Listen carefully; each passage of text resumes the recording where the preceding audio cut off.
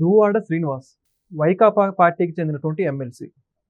అయితే ఇటీవల ఆయన సోషల్ మీడియా వేదికగా ఆయనకు సంబంధించినటువంటి రీల్స్ సోషల్ మీడియా వేదికగా కొంచెం వైరల్‌గానే మారుతున్నాయి.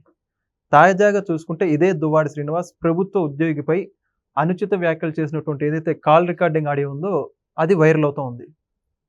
అసలకి ఒక ప్రభుత్వ ఉద్యోగిపై ఆ విధంగా మాట్లాడినంత అవసరం ఏమొచ్చింది? దీనికి సంబంధించి పూర్తి వివరాలు తెలుసుకుందాం. మనతో ఉన్నారు ప్రముఖ రాజకీయ విశ్లేషకులు రాజేష్ అప్సన్ గారు. సార్ నమస్కారం అండి. దువ్వాడ శ్రీనివాస్ గారు, కూటమి ప్రభుత్వం ఎప్పుడైతే అధికారంలోకి వచ్చిందో ఈయనకి సంబంధించి ఈయన మాట్లాడిన వ్యాఖ్యలన్నీ కూడా సోషల్ మీడియా వేదికగానే ఎక్కువ వైరల్ అవుతున్నాయి. ఒక రాజకీయాలన్నీ కూడా పక్కన పెట్టేసి సోషల్ మీడియాలో ఈయన దేనికి ట్రోల్ గురిగా పడుతున్నారు, రాష్ట్ర ప్రజలకు ఉందో కూడా చూశారు. అయితే ఇప్పుడు తాజాగా వాటన్నిటికి మించి ఒక ప్రభుత్వ ఉద్యోగిపై ఏ విధమైనటువంటి వ్యాఖ్యలు చేశాడో నిజంగా అది మనం మీడియా ముఖంగా మాట్లాడడం కూడా చాలా ఇబ్బంది అనిపిస్తుంది.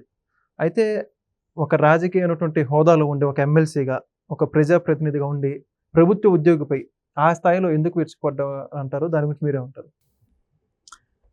అంటే ఎందుకు విరుచుకుపడ్డాడు అని అంటే ఆ విరుచుకుపడే నైజం అతనిది అనేది అతని వ్యక్తిత్వం అది అని చెప్పని మనకి చాలా సందర్భాలు అతనే రుజువు చేసుకున్నాడు. గతంలో తమ పార్టీ తమ ప్రభుత్వం అధికారంలో ఉన్న రోజుల్లో ప్రతిపక్ష నాయకుల మీద ఎంతగా విరుచుకుపడ్డాడో చూసాం. పవన్ కళ్యాణ్ గారి గురించి ఎంత జుగుసాకరమైన పదజాలంతో వ్యాఖ్యానించాడో చూసాం. సాక్షాత్తు ఆ నియోజకవర్గంలో తన రాజకీయ ప్రత్యర్థి ప్రస్తుత వ్యవసాయ శాఖ మంత్రి అచ్చెన్నాయుడు గారి గురించి ఎంత జుగుసాకరమైన పదాలతో అతను ప్రెస్ మీట్ పెట్టేవాడో చూసాం. ఆఖరికి వందలాది మంది తన వందిమాగతులతోటి కత్తులు కటారులు తీసుకొని అచ్చెన్నాయుడు గారి స్వగ్రామానికి వెళ్ళి అక్కడ ఆ వెహికల్ మీద బ్యానెట్ మీద కూర్చొని కాలు మీద కాలు వేసుకొని తొడలు కొడతా మీసాలు దూతా సవాలు విసిరిన తీరు చూసాం. అంటే అదే వేరే ఇంకే గ్రామానికైనా వేరే ఇంకే రాజకీయ నాయకుడైనా అంతమందితోటి ఆ గ్రామం మీదకి ఒక దండెత్తి వెళ్ళినట్టుగా వెళ్ళి మారణాదాలతోటి రోడ్ల మీద కవాతు చేసినట్టుగా చేసి శాంతి భద్రతలకు విఘాతం కలిగించే పరిస్థితులకు బాధ్యులవుతుంటే పోలీసులు మొట్టమొదటగా తన ఇంట్లో నుంచే బయటికి రాకుండా కట్టడి చేస్తారు, బైండ్ ఓవర్ చేస్తారు, గృహ నిర్బంధంలో ఉంచుతారు. కానీ ఇక్కడ దువ్వాడ శ్రీనివాస్ గారి దగ్గరికి వచ్చేటప్పటికి ఒక దువ్వాడ శ్రీనివాస్ అనే ఉంది. మనం జగన్మోహన్ రెడ్డి గారి ప్రభుత్వంలో చాలామంది నాయకులను చూసాం. ఎన్నిక రోజు తన నియోజకవర్గంలో ఘర్షణ జరిగాయి అని చెప్పని కారంపూడి గ్రామంలో ఎన్నిక పూర్తయిన రోజు సాయంత్రం మరుసటి రోజు పిన్నెల రామకృష్ణారెడ్డి అతని సోదరుడు వందలాది మందితో వెళ్ళి ఎలా కవాతులు జరిపాడో చూసాం కదా మనం. అక్కడ దాన్ని అడ్డుకోబోయిన సిఐ మీద ఎంత బరితెగింపుతో దాడికి పాల్పడ్డారో చూసాం కదా. అదే కోకు సంబంధించినాడు కదా, అదే నాయకత్వంలో పనిచేస్తున్న నాయకులు కదా వీళ్ళంతా. పిన్నెల రామకృష్ణారెడ్డి ఒక ఆకు చదివితే దువ్వాడ శ్రీనివాసు 4 ఆకులు ఎక్కువ చదివాడు. అంటే వెనకటి రోజుల్లో తాళపత్ర గ్రంథాల మీద రాసుండే కదా, తాళపత్రాల మీద రాసుండే, అవే చదువుకునేవాళ్ళు. ఆ రోజుల్లో ఏంటంటే ఒక ఆకు చదివావా 4 ఆకులు చదివావా అని చెప్పని ఆకులు లెక్కని చెప్పుకునేవాళ్ళు. ఇప్పుడేమో డిగ్రీలు, అతను 1 డిగ్రీ చదివితే వీడు 2 డిగ్రీలు చదివాడు అంటారు.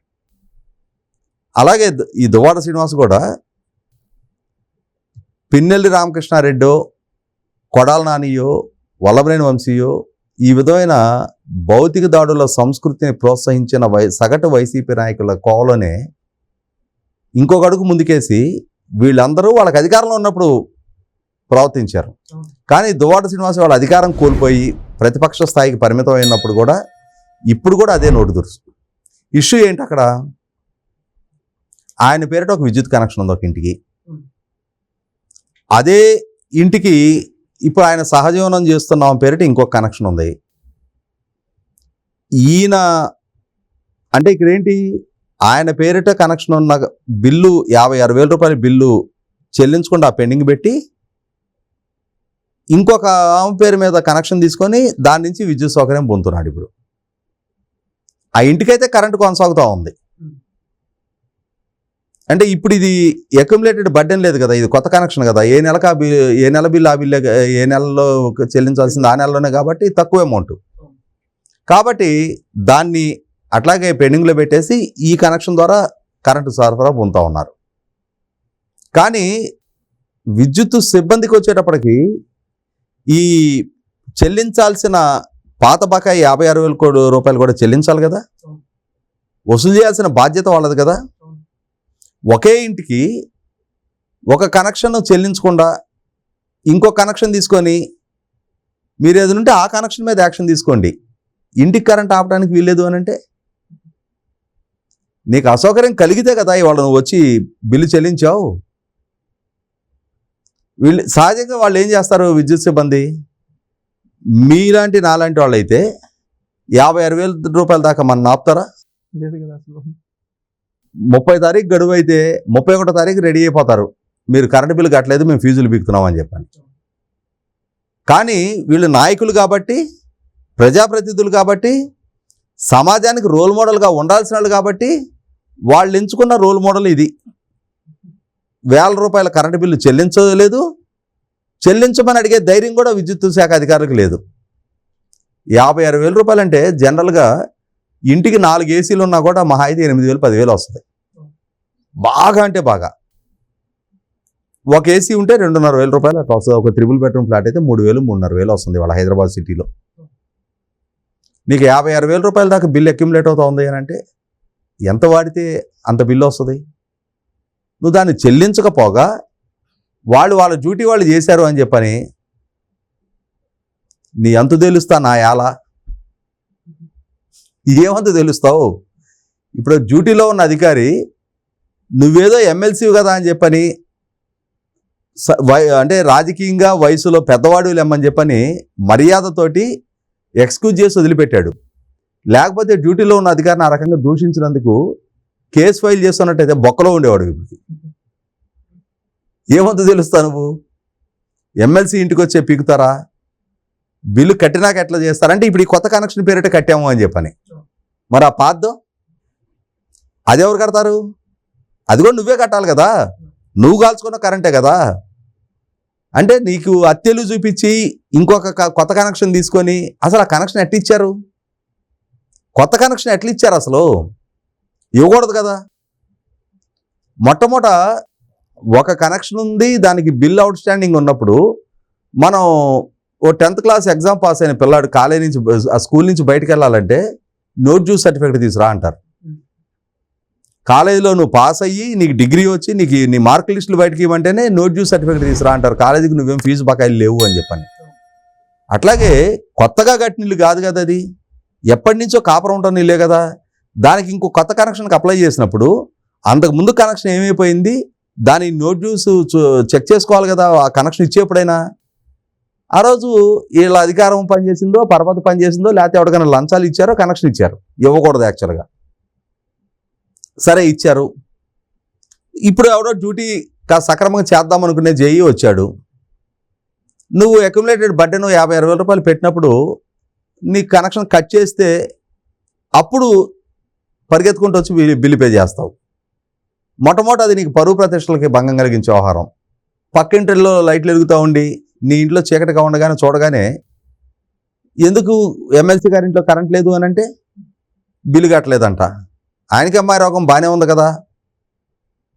సహజంగా అనుకునేది అదే కదా. సహజంగా పక్కింటి వాళ్ళు అదే అనుకుంటారు, ఆ బజార్లో వాళ్ళు అదే అనుకుంటారు, ఈయన దగ్గర కార్యకర్తలు కూడా అదే అనుకుంటారు. మా ఎమ్మెల్సీకి రోగం వచ్చింది బాగానే ఉంది కదా, కరెంటు బిల్లు కట్టకపోతే కక్కుర్తి ఏదో కాకపోతే అంటారు మామూలుగా అయితే. సహజంగా ఎవరైనా అనుకునేది అదే. ఆయన ఎదురుకు వచ్చేటప్పటికి సార్ సార్ అన్నా కూడా చాటుని వచ్చే మాటలు ఇవే. చాటును మాట్లాడుకునేది ఇయే. జేఈ తన డ్యూటీ తను చేశాడు, నువ్వు నీ కటకవరం నువ్వు చూపించావు. నా ఉద్దేశం అయితే ఇప్పటికైనా సరే జేఈ ఆ ఆడియో క్లిప్ వైరల్ చేయటం కాదు, ఆ విధంగా నీతో వ్యవహరించిన ఆ నాయకుడు ఎవడైనా సరే, ఏ స్థాయిలో ఉన్నవాడైనా సరే, ఒక ప్రభుత్వోద్యోగి నిజాయితీగా తన డ్యూటీ తను చేస్తే ఆ డ్యూటీ చేసినందుకు దోషంలో సహజంగా నాయకుడు అనేవాడు నువ్వు బ్రహ్మాండంగా పనిచేస్తున్నావు, నువ్వు మిగిలిన అందరితో పాటు నా విషయంలో కూడా ఇంత కఠినంగా వ్యవహరించావు కాబట్టి నీ డ్యూటీ కాన్షియస్నెస్ని మెచ్చుకొని నేను నీకు సేవ గొప్పతున్నా అని చెప్పని సత్కరించాలి అతన్ని. సమాజానికి నిజంగా వీళ్ళు రోల్ మోడల్స్ అయితే, వీళ్ళు ట్రెండ్ సెట్టర్లు అయితే. కానీ ఆ స్థాయి ప్రవర్తన, ఆ స్థాయి క్యారెక్టర్ వాళ్ళకి లేదు కాబట్టే దిగజారి ఈ విధమైన జుగుత్సాకరమైన ప్రవర్తనకు పాల్పడుతూ ఉన్నారు. 100% ఇటువంటి విషయంలో టాలరేట్ చేయడానికి వీల్లేదు. వాళ్ళ మీద కేసులు నమోదు చేయాలి. కేసులు నమోదు చేసి ప్రభుత్వోద్యోగితో దురుసుగా వ్యవహరిస్తే ఎదురు కాబోయే కాన్సిక్వెన్సెస్ ఏంటనేది కనుక రుజువు చేయకపోతే వాళ్ళకి ఎప్పటికీ ఆ జ్ఞానోదయం అవుద్ది. గతంలో చూసాం మనం, సీదిరి అప్పలరాజు మంత్రిగా ఉండగా విశాఖపట్నం శారదాపీఠానికి జగన్మోహన్ రెడ్డి గారు వచ్చారు అని చెప్పని పోలీసులు డెఫినెట్గా మరి సీఎం లోపల ఉన్నప్పుడు కొంత సెక్యూరిటీ టైట్ చేస్తారు. మంత్రిగా ఈయన లోపలికి వెళ్ళటాన్ని పర్మిట్ చేస్తారు. ఈయనతో పాటు 100 మందిలో ఒక ముఠాను వేసుకొని వెళ్ళడానికి సిద్ధపడ్డాడు ఆయన. వాళ్ళు చెప్పారు, సార్ అది ఆధ్యాత్మిక కేంద్రం, ప్రోటోకాల్ ఉంటుంది. సీఎం గారు ఉన్నారు, మంత్రిగా మీరు వెళ్ళొచ్చు, వీళ్ళందరినీ తీసుకెళ్ళడం కుదరదు అని అంటే సిఐని కొట్టేస్తా కొడక అని అంటే ఇంకా బూతులే వాడాడు. అతనికి సిగ్గు లేకపోయినా మనకుంది కాబట్టి మనం కెమెరా ముందే వాడట్లా. కానీ ఆ కన్సర్న్ సిఐ కానీ దాన్ని మీడియాలో ప్రసారం అవటం చూసిన తర్వాత పోలీస్ డిపార్ట్మెంట్ పెద్దలు కానీ ఎవ్వరు కూడా ఈ విధంగా వ్యవహరించడం ఏంటి? ఎందుకంటే ఇంకా ఇవాళ దువ్వాడ శ్రీనివాసు ఫోన్లోనే బెదిరించాడు. ఆయన సిఐ గుండెల మీద చేసి నెట్టాడు వెనక్కి. అంటే భౌతిక దాడికి పాల్పడ్డట్టే. ఖచ్చితంగా కేసు నమోదు చేసి ఉండాలి. అదే మీరు నేను కనుక చేసి ఉన్నట్టయితే రాళ్ళు కొట్టేసేవాళ్ళు పోలీసులు. ఎక్కడ లేని వీరత్వం వచ్చేది, ఆవేశం, అసలు పోలీస్ పౌరుషం మొత్తం మీసాలు దుబ్బి తొడలు కొట్టి రోడ్డు మీదకి వచ్చేవాళ్ళు. మంత్రి కదా, దాంతో అంటే ఏదో వెనకటి రోజుల్లో బుసలగక్కే పాముకు కూడా విషముష్టో ఏదో ఒక వేరు చూపించేవాళ్ళు. ఆ వేరు వాసన చూపించగానే మెత్తగా పడుకునేది. ఇంతోటి బుసలగక్కే పోలీసులు కూడా మంత్రి అనేటప్పటికీ మెత్తగా పడుకున్నారు. ఇవాళ వీళ్ళ గోల్డ్ ఓడగొట్టిన స్థితి, ఓడగొట్టిన నాగళ్ళు అంటారు, తీసేసిన తహసీల్దార్లు అనేవాళ్ళు వెనకటి రోజుల్లో. అది వీళ్ళ పరిస్థితి. ఇప్పుడు కూడా వీళ్ళు ఇంత కండకవరం ప్రదర్శిస్తుంటే ప్రభుత్వోద్యోగులు సహించి భరించాల్సిన అవసరం లేదు. ఖచ్చితంగా వాళ్ళ మీద కేసు నమోదు చేయండి. ఆ గుణపాఠం ఏంటనేది నేర్పి తీరాలి. ఎక్కడో దగ్గర ఆ కరెక్షన్ బిగిన్ కావాలి. కనీసం ఈ జేఈ అయినా సరే స్పందిస్తాడని చెప్పి ఆశిద్దాం. Okay, thank you. Please subscribe to Leo News for more videos.